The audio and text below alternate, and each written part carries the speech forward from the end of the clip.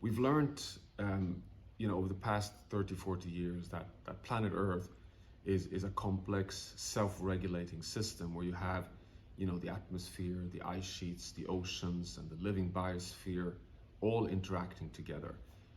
And these interactions is what determines the state of the planet. And the planet has been in one very desirable state since we left the last ice age. We call this an interglacial. You may have remembering from school when you learned that is the Holocene. So the Holocene is the state of the planet that has enabled us to thrive and develop our modern societies as we know them today.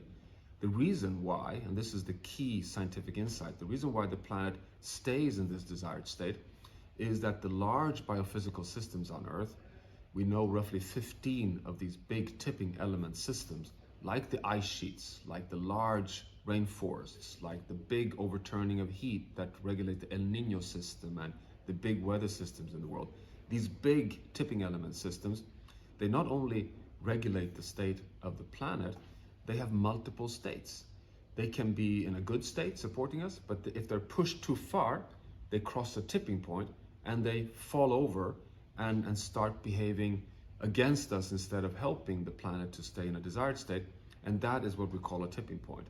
What determines a tipping point is that the feedbacks that hold the systems in the desired state, which for us means that they cool and dampen when we stress, for example, by burning fossil fuels, remains in that desired state. So for example, a rainforest, which absorbs carbon, remains in that state thanks to the fact that it self-generates its own rainfall. It's a kind of a self-regulating system which cools the planet by absorbing carbon.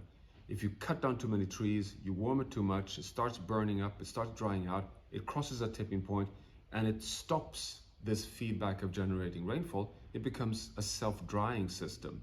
The feedback changes direction from cooling and moisturing to warming and drying, and then it becomes a savanna.